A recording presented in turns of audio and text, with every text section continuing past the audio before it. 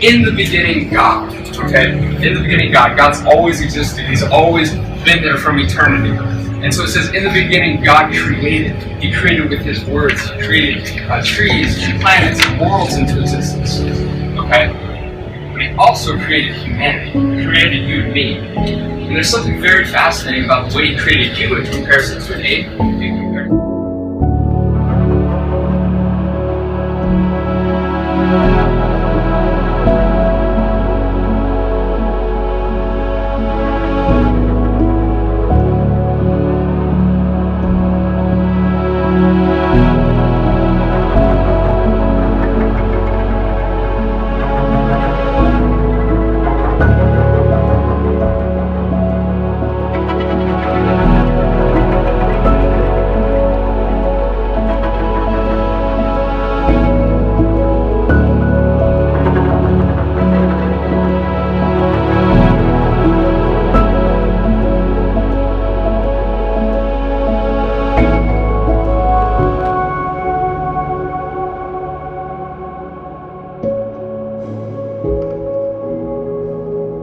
I met Cameron about 9 months ago in Louisville, where he lives, and we talked a little bit about his story, and it was very clear to me that his intention in life was to find purpose in something that does not look very purposeful, and to create a life of resilience and well-being and help other people do the same. And so he has a heart of service, just like you all do. Let me tell you a little bit about him, because I don't want to ruin the story. He's a Kentuckiana trial lawyer. Now, if y'all are from Kentucky or Indiana, you know Kentuckiana means Louisville and southern Indiana. His fields of specialty include personal injury, traumatic brain injury, medical malpractice, wrongful death, wills, trusts, and other estate-related work. He first graduated after high school from the Southern Baptist Theological Seminary in Louisville, and after a few events, ended up taking the LSAT and going to law school and graduating from IU. And he now works at a firm in that area in Kentuckiana, in southern Indiana, helping folks who have had severe and profound injuries in other areas. I'm really happy to present Cameron Fatauer.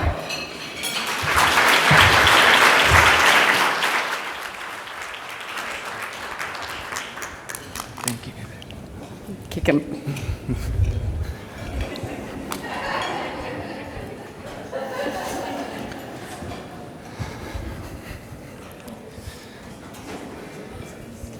Good evening.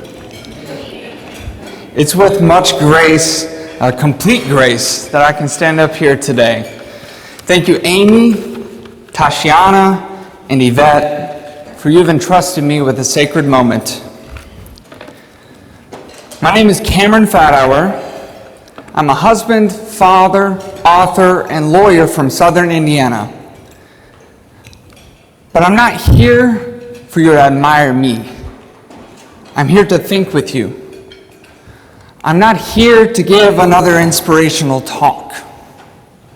I'm here to lay myself down at the feet of a profession starving for soul and identity.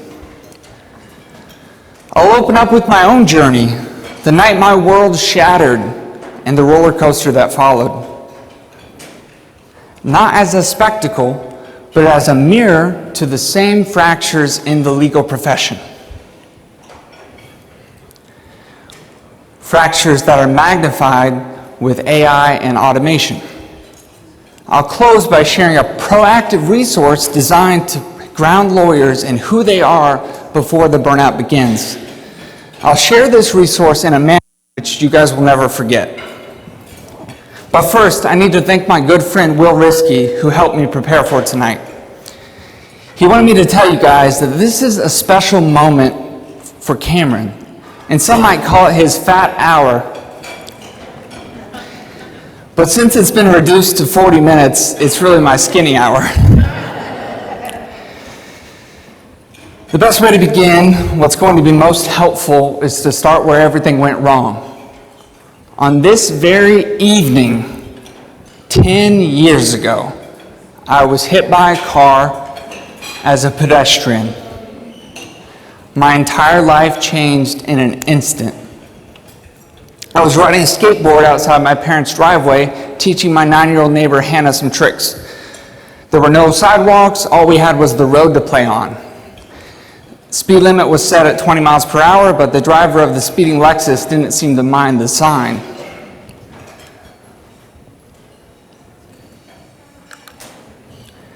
My head shattered the windshield, my body dented the rooftop, and I landed unconscious in my neighbor's yard 20 feet away. The driver and his wife were adorned in bloody glass shards. Hannah, not seeing the crash but having heard it, ran fast into her grandmother's house, screaming, "Cameron's been shot! Cameron's been shot!"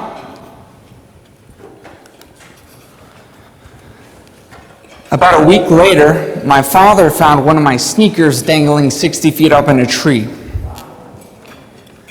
I had been airlifted to a trauma hospital in Indianapolis, where I remained in a non-induced comatose state for the next almost 3 weeks. Physicians diagnosed me with the highest level of severe diffuse axonal brain injury down to my brainstem, one of the most devastating forms of traumatic brain injury, or TBI for short. Over 90% of patients never regain consciousness, and those that do often remain permanently impaired. They warned my family that if I did wake up from this coma, I wouldn't be myself anymore, likely trapped in a vegetative state or with a child's-like mind for the rest of my life. And in some ways, those doctors were right. Because when my eyes finally opened from that coma, I found myself in an unfamiliar world. I couldn't walk, I couldn't talk, I couldn't even recall the name of my fiancée, Chelsea, who I'd asked to marry me just a month earlier.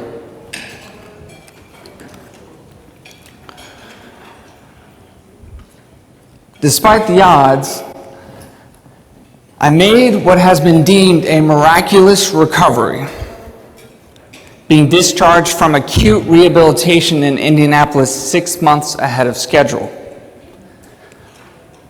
But the miracle of my TBI recovery was limited to what I call the objective world.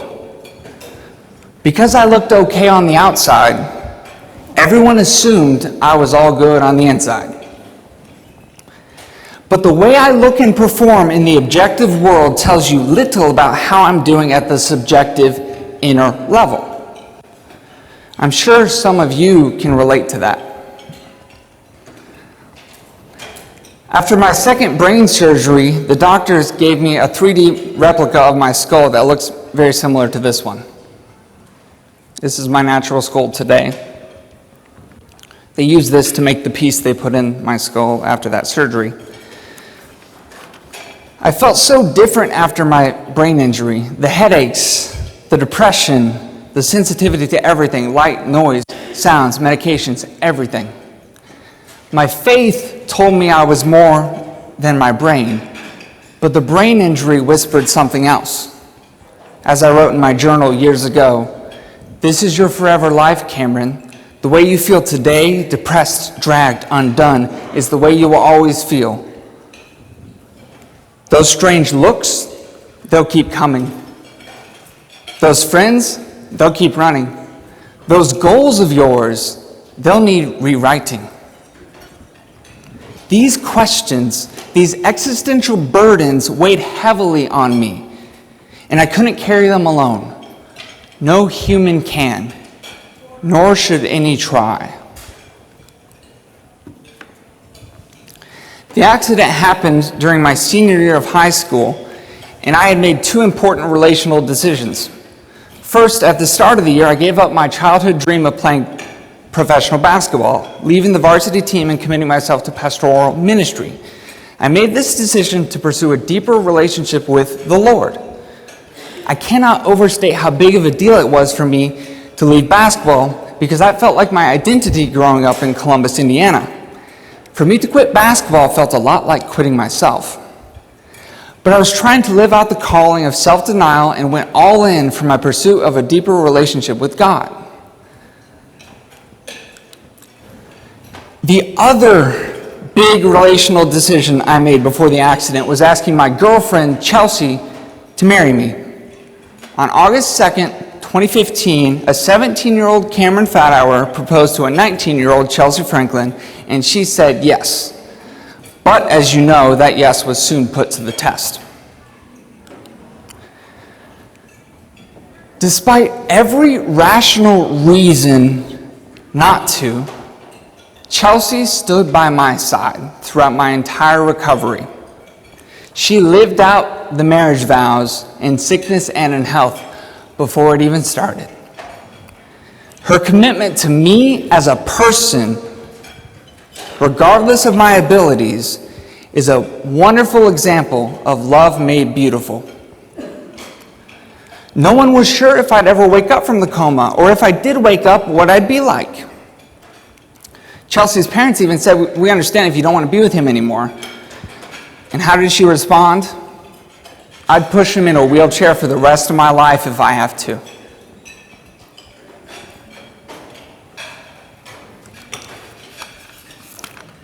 My clients sometimes raise their eyebrows when they hear I proposed at 17. It sounds kind of young. But for me, marriage was never just a contract. It was and still is a commitment between subjects, not objects. A union of whos, not whats. The vows are present tense personal commitments. I do, not I will do or I did, like other legal contracts. This is why I call marriage the most personal contract available. These convictions come from my faith that God doesn't relate to his people as objects measured by their successes or failures, but as persons known and loved by faith in the life, death, and resurrection of Jesus Christ. This gospel-level love is personal, relational, and unshakable. And the scriptures say marriage was purposed to set the example. Now, despite significant resistance, Chelsea and I did get married the day we planned to before the accident. March 26, 2016. I've said it many times before, but Chelsea, you make me believe in God more. The most important truth I've learned over the last decade of my TBI recovery is that life is relational, not individual. That life is personal only because it's communal. In other words, no one can be themselves by themselves. This maxim anchors tonight's talk and my life's work so far. For no one heals alone, no one rises alone, and no one overcomes alone. Relationships are not accessories to our existence, they're the very ground of it. And yet, the legal profession so often celebrates this myth of the self-made man, the sovereign individual, the isolated hero. But I know firsthand how misleading that vision is, how lonely it is, and how frankly uninspiring it is. The truth, and nothing but the truth, is that we are fragile beings who find ourselves in a world where everything can change in an instant. Where what we have can be taken away at any moment. Where what we do can be done better by someone or something else, like an AI. But there's this one thing that cannot be taken away in this life. This one ground we can always stand firm on. Who we are and whose we are.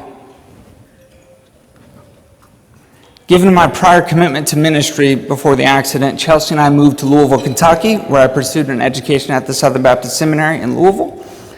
Chelsea encouraged me to get a lawyer for my injury case, and this is how we met a well-respected trial lawyer in the area named Matthew Shadd. Meeting Matt Shadd was one of those divine appointments. He took an immediate interest and liking to us, taking us out for dinner the day we met him. As they have done for decades now, Matt and the team at Shadd Law provided me with exceptional representation, and my case settled for policy limits within months. Some have asked me how much money I got from my settlement, which is kind of an intrusive question, but people ask. And the answer is not nearly enough to cover the $2 million in medical bills. But the good thing about the question is that it provides me an opportunity to explain another way I won the lottery. Not in what I gained, but in who I gained. Who it brought me to. Closer to my wife, Chelsea, who has loved me through my recovery, to Matt Shad, who has loved me like a son, and now tonight, exactly 10 years to the day and the evening later, it's brought me to you all. To this moment where I'm calling the legal profession to take up relational arms and show the world that we aren't defined by what we do, win or lose, but by the relationships we honor and the presence we provide when it matters most. I was inspired to go to law school after meeting Matt. I wanted to help other injured people like myself, especially traumatic brain injury survivors. But that wasn't the only reason I wanted to go to law school initially. The doctors kept telling me after the accident that due to the nature of your brain injury, Cameron, the hardest things for you will be high-level thinking, executive function, just using your brain. So I thought, man, if I could do the law school admission test, I could do anything else. So I spent about 6 months studying for it, got a high enough score to get into a great law school, Indiana University Maurer School of Law in Bloomington, Indiana. But my time in law school was much less about learning law and more about staying alive. The first thing that almost took me out during law school was internal. I struggled with severe depression and suicidal ideation after the accident, and it got worse during law school. Can I get an amen? But this wasn't your typical law school stress. It was a darkness that followed me constantly. It wasn't there when I was around other people, but when class ended and we went our separate ways, I was approached by a kind of dark spirit that tempted me to take my own life. I never wanted to harm anyone else, only myself. But I found resolve in the power of language, often writing down my thoughts and feelings, taking pen to my pain. For example, there was that dark winter night in November of 2018. I was a few weeks into my 1L year and couldn't sleep. I knew of a nearby fire pit and went there to start a fire. I had a pen and my civil procedure spiral notebook with me. I often wrote my thoughts down on whatever paper medium was readily available.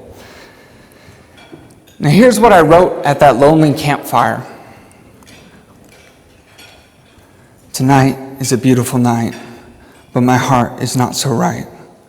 I go from loving my wife, wishing I could give her the universe, to hating my own life because of inner issues I cannot converse. There's a darkness inside of me. It's the kind of darkness that only knows darkness. Call it a blinding darkness.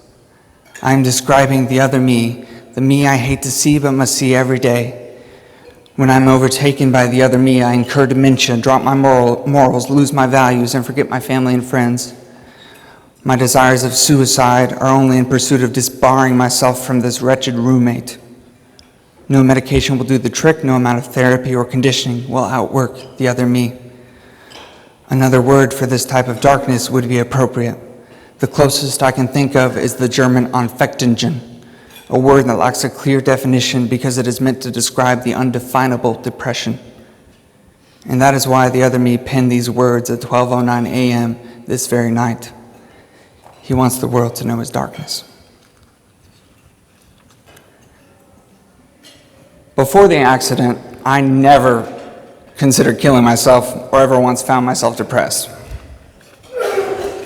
They actually called me the eternal optimist back then. I loved elementary school, I loved middle school, and I loved high school, at least until it was cut short. And yes, that's a Hannah Montana t-shirt I'm wearing. I just thought it really showed the eternal optimist type thing. So, now the second thing that almost took me out during law school was external. Now this is the part of the story that gets mixed reactions, okay? Some say, wow, you are so blessed. Others, How in the world? And then a few, that is my worst nightmare. At the end of my 1L year, just before my con law exam with one of my favorite professors, Steve Sanders, my wife gave birth to our first child, Scarlett Jane. Being a parent in law school is no joke, so props to those that are doing it today.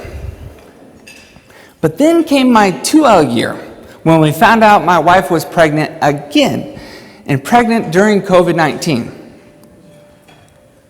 Nevertheless, on July 31st, 2020, Chelsea gave birth to my other daughter, Charlie.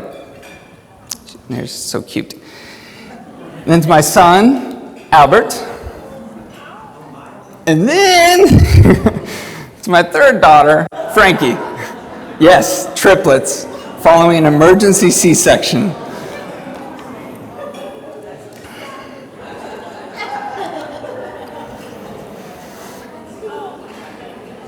In case the numbers came at you too fast like they did for me, I fathered 4 children in law school, all with the same woman within 14 months, and still managed to graduate on time with my peers.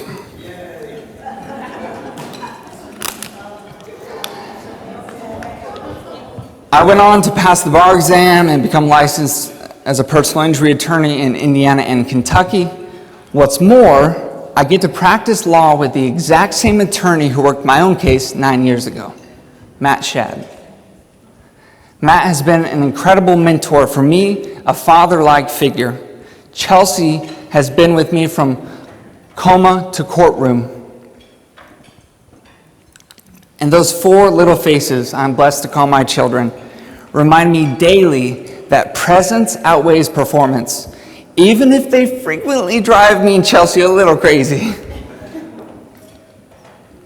I want you to think for a moment with me. Who's your Chelsea?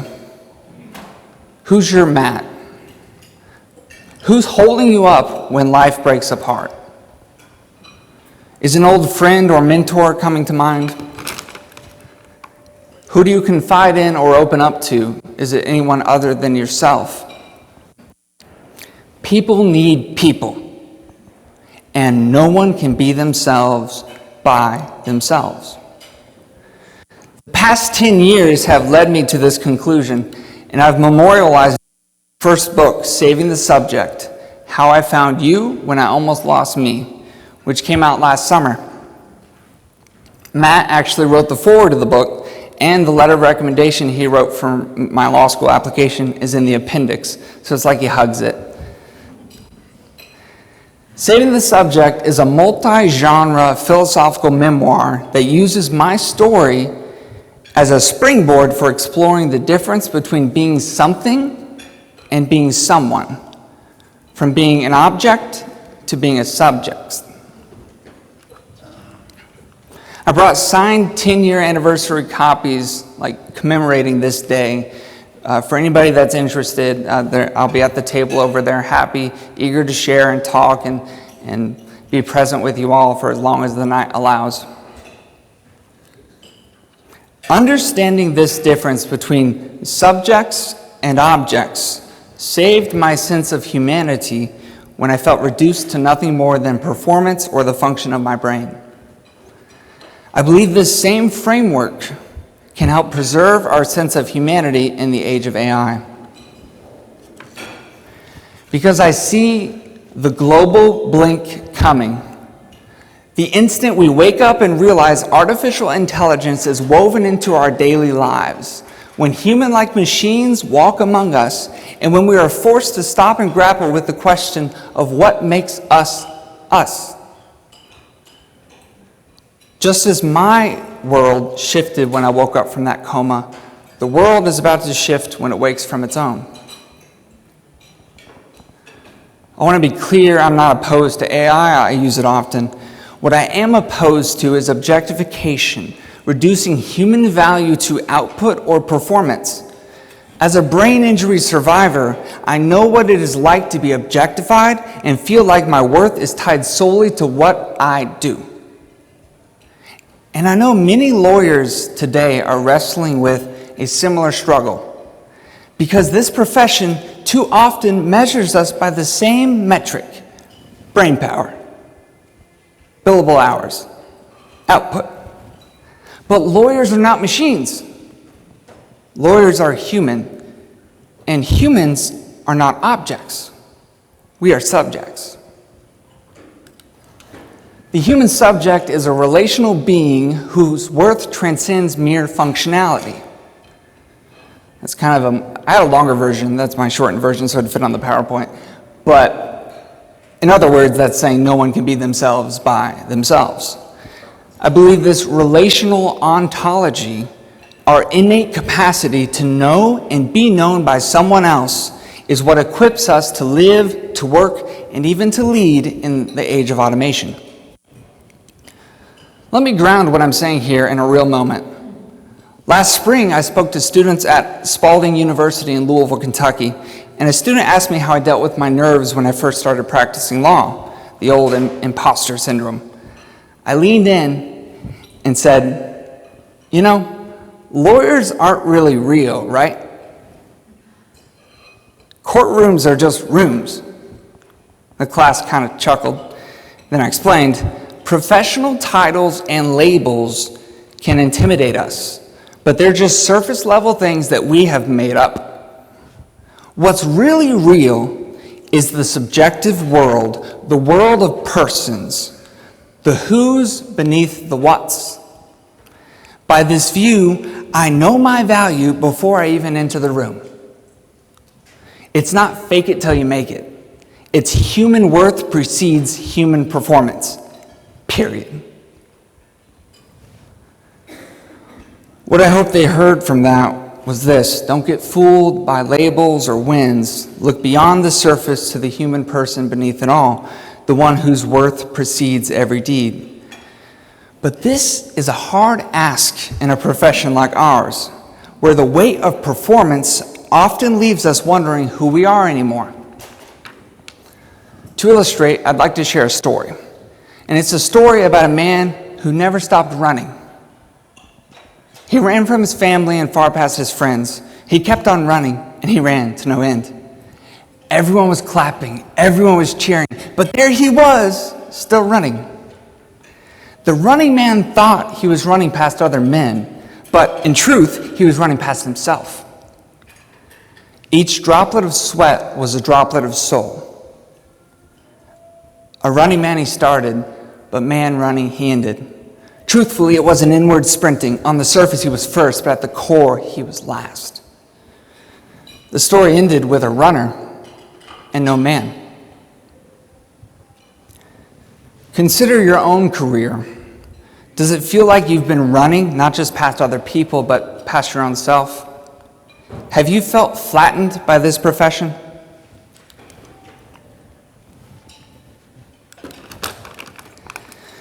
The poem illustrates what I call the subjective imbalance in the legal profession.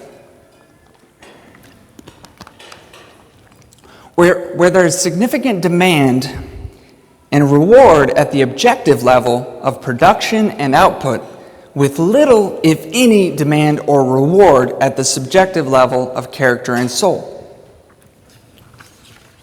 Just consider all the deadlines, clients, rules, expectations, and the judges both inside and outside the courtroom.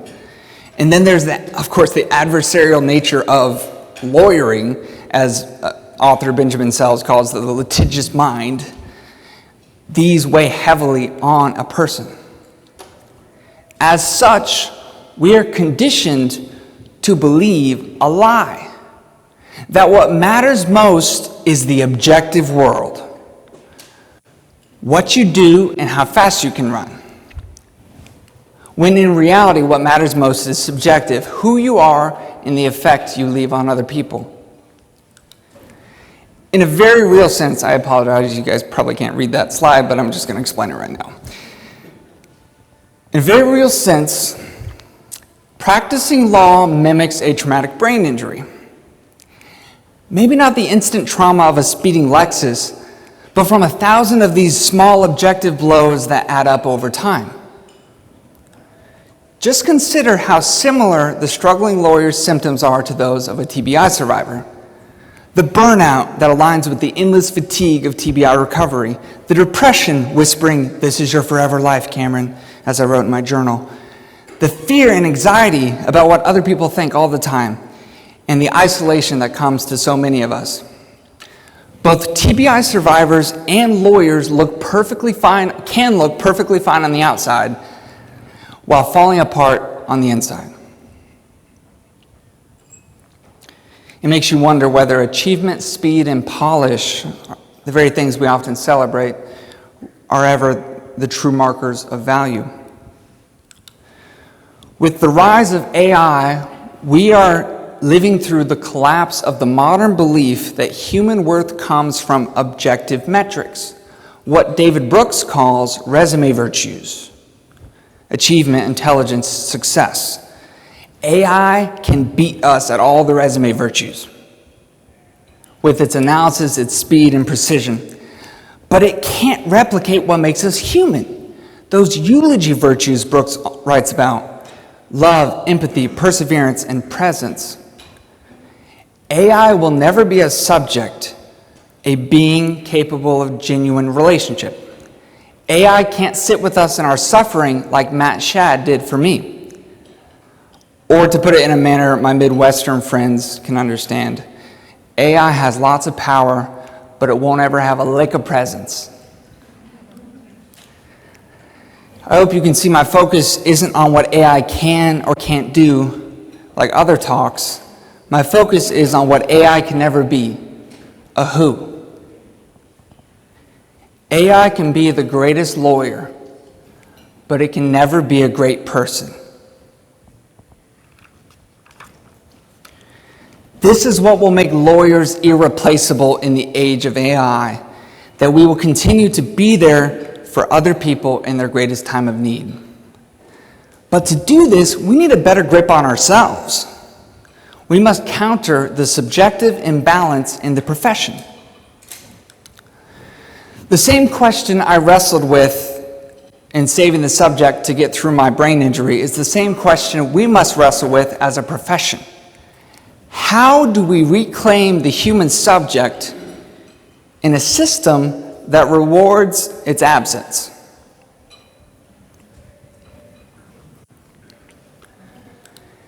In 2017, I got my first taste for grounding my own subjective life when I met Dr. Stephen Curtis, a neuropsychologist that gave me what he called the Calm Card. It was originally purposed for professional athletes, especially golfers who struggle with the mental game, to regulate emotions and achieve goals. He warned me, "Careful, whatever you write on this card often comes true." I was studying at the time for the LSAT, and I wrote 3 goals down to just kind of basically describe them: study for the LSAT, get into a great law school, and graduate. I recorded myself saying these things morning and played it back morning, noon, and in the evening. And just as Dr. Curtis warned, all 3 came to be.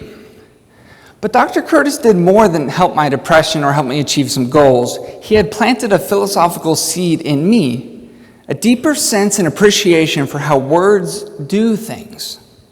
You'd think I'd have already known that, since the law is literally built on language and words. However, most, if not all, of the lawyer's words are aimed at shaping the external, objective world. So in 2019, I began to turn that power inward. I took a seminar on judicial ethics with Professor Charlie Jay and wrote an article entitled "The Alchemy of Judicial Ethics," where I argued the model code by itself can't guarantee ethical judges because it leans too heavily on external rules rather than internal character. I urged judges to write personal mission statements that synchronize the code with their values. However, I couldn't figure out how to actually conclude the paper and turned it into Professor J anyway.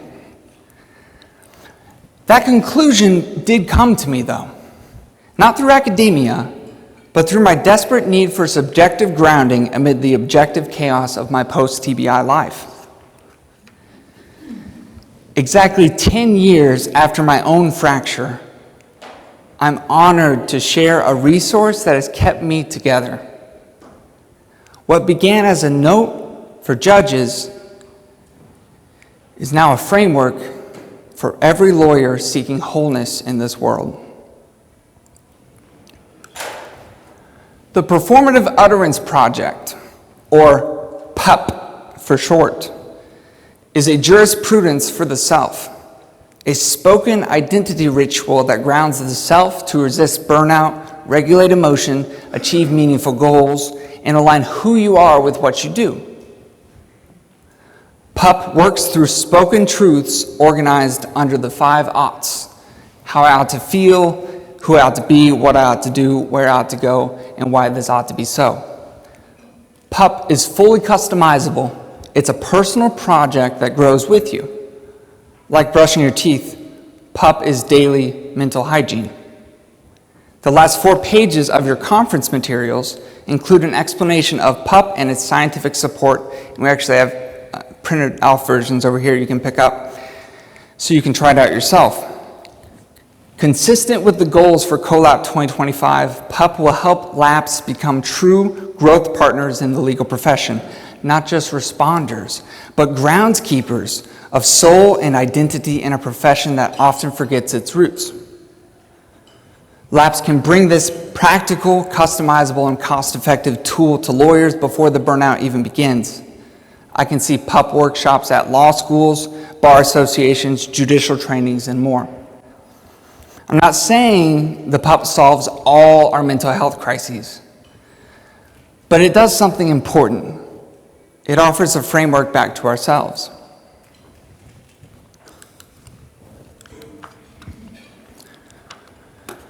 The best way for me to explain PUP at this point is for me to show you my own. Here's what I've been refining and reciting for the last 4 years now.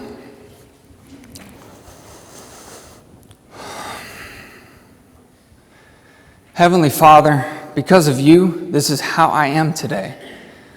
I'm calm, steady, and strong.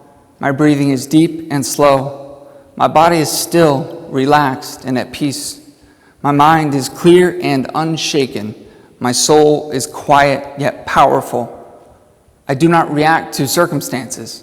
I control my response. I refuse to let obstacles weaken my resolve. I turn them into fuel. I welcome resistance, knowing that it only refines my sense of purpose. Because of you, Lord Jesus, this is who I am today. I'm a son of God, leading with wisdom, courage, and conviction. I'm a pillar standing firm in truth, unfazed by adversity. I'm a husband who loves, honors, and protects Chelsea with all my heart.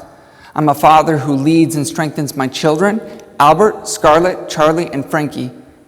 I'm a thinker, a writer, a teacher, and a leader. I'm a man whose words carry weight and shape the future. I'm a servant to those around me, considering others before myself. I am dust, returning to dust, but today I stand alive in your grace. By your guidance, Holy Spirit, this is what I am doing today. I die to myself and walk in truth, purpose, and power. I renew my commitment to Chelsea, honoring and protecting my marriage. I raise my children with wisdom, strength, and love. I master my thoughts, words, and actions, speaking and acting with authority. I diligently serve my clients and lead by example. I encourage and uplift others, both at work and in my community. I train my body, mind, and soul, not just for today, but for the weight of tomorrow. I remain focused on my mission of obedience and faithfulness. What I build today will shape the future. I can do all these things through Christ who strengthens me. From this vantage of hope, O Lord, I see myself walking in total discipline, clear, confident, and unwavering. I see the impact of my work, my writing, my leadership, and my voice shaping the lives of others. I see my family flourishing, my marriage deepening, and my children growing in wisdom and strength. I see my body wasting away, but my inner self renewed day by day. When I'm grounded in you, Father, I'm unstoppable. You called me to this long before I understood it. Now I fully commit to it. Every day I'm being shaped by my words, so I will ensure they are words of life, not death. My calm and confidence are not dependent on circumstance. They are the overflow of my identity in you. I live with clarity. I walk in strength. I am exactly where I am meant to be. One day, others may stand on the foundation I'm laying right now. By speaking these words daily, I ensure it cannot be moved.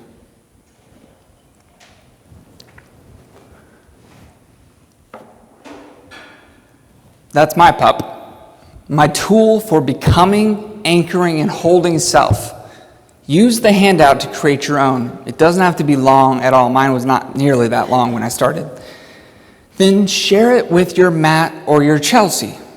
Because remember, no one can be themselves by themselves. If we anchor in whose we are, if we hold fast to what makes us us, then we won't just weather the age of automation, we'll guide the world through it. That is to say, our future will not be decided by what we do or don't do, but by who we become. Thank you.